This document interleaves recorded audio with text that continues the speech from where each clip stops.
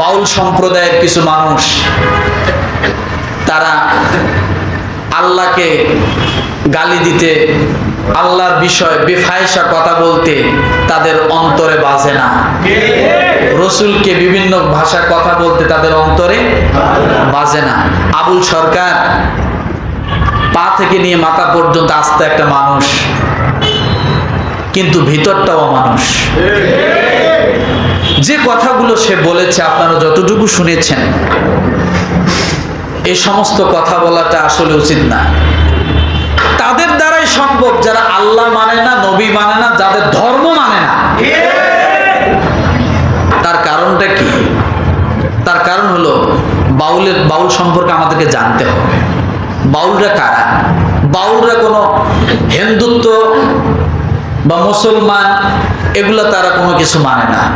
বাউলদের ধর্ম, তাদের কথা হলো মানব ধর্ম, বড় ধর্ম। কি ধর্ম?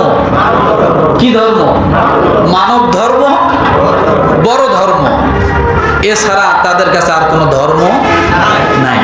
এই বাউলদের উৎপত্তি হলো, বাউল একটি স্বতন্ত্র ধর্ম, ভালো করে বোঝেন। ভিন্ন একটি মতবাদ।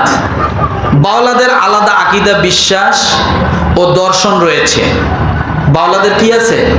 আলাদা আকীদা, আলাদা বিশ্বাস, আলাদা কি দর্শন রয়েছে।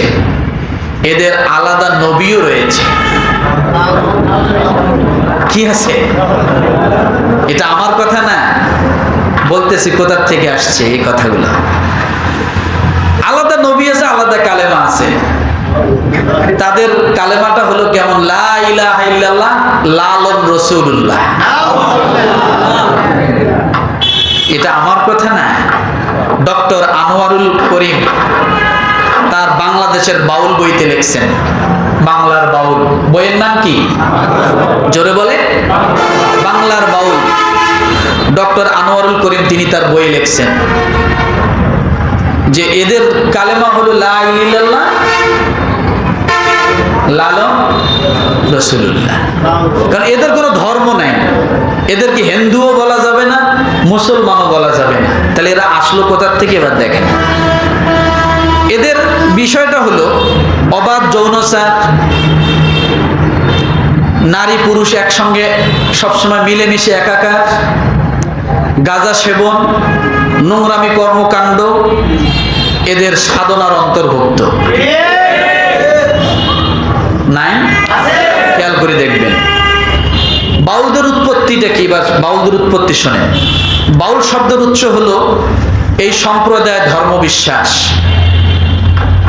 এই সম্প্রদায়ের ধর্মবিশ্বাস প্রাচীন ফিলিস্টাইনের এর রাস সাবরাম বাআল নামে একজন, কি নাম? বাআল নামের একজন প্রজনন দেবতা ছিল। কি দেবতা? প্রজনন দেবতা। তার উপাসনা করা হতো। এই প্রজনন দেবতার উপাসনা করা হতো, যে বিষয়ে আল্লাহ তাআলা তাওরাত, ইনজিল, বাইবেল, কোরআন মাজিদ সহ সকল ধর্মগ্রন্থে এই বাআলকে নিন্দা করা হয়েছে। কি করা হয়েছে? নিন্দা করা হয়েছে। তার উপাসনা থেকে মানুষকে বিরত থাকার কথা বলা হয়েছে। কিন্তু এই বাআলের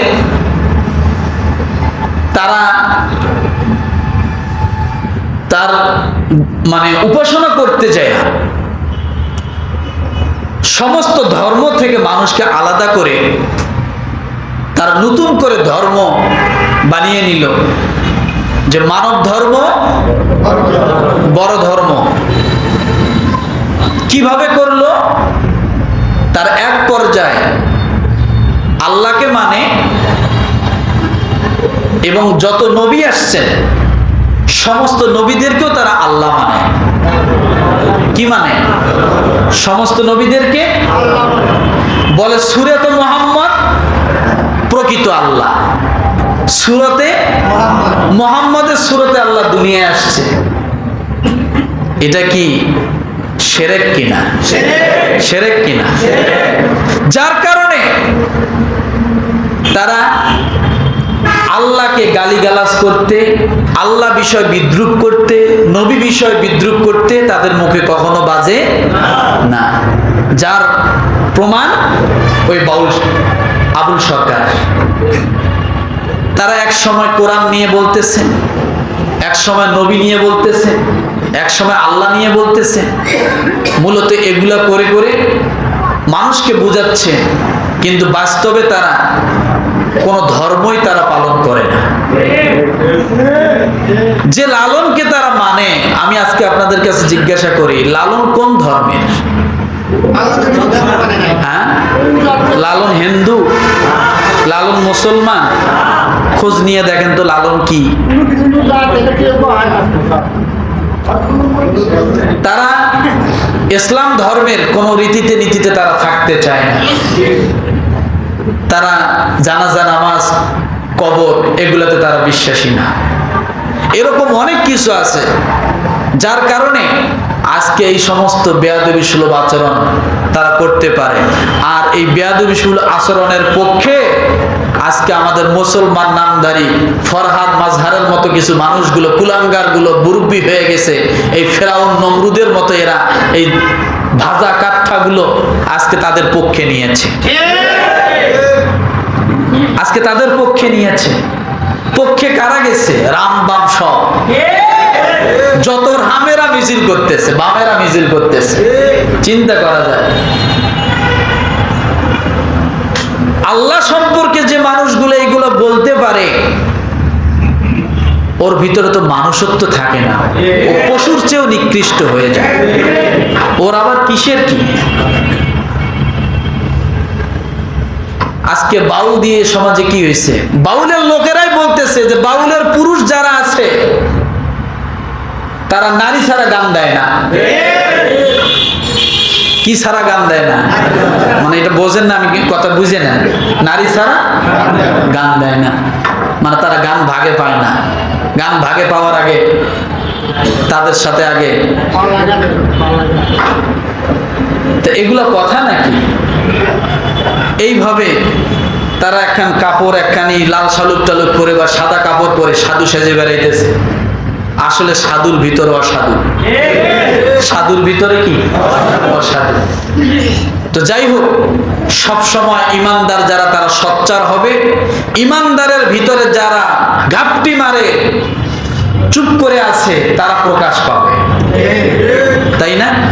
এই জন্য এই বাউলদের সম্পর্কে জানতে হলে ভালো করে জেনে নেবেন ডক্টর আনোয়ার করিম, তার লেখা একটি বই, বাউল, বাংলার বাউল। কি বাংলা? সব কথা বিস্তারিত, আরো অনেক কথা আছে, বলার সময় নেই, সময় শেষ হয়ে যাচ্ছে। যার কারণে আমি বলবো এদের থেকে আমরা সতর্ক থাকবো। এদের থেকে কি? বাউল মানে নিশাখোর, বাউল মানে গাঁজা ছাড়া চলতে পারে না। বিশ্বাস না হয় আশপাশ এলাকা যত বাউল আছে একটু চোখ বন্ধ করে তাকান, দেখেন, খুঁজে পাইবে। তো যাই হোক, আল্লাহ তাআলা আমাদের সকলকে তাদের থেকে সতর্ক করুক, আমাদেরকে ঈমান হেফাজত করার তৌফিক দান করুক। আমিন।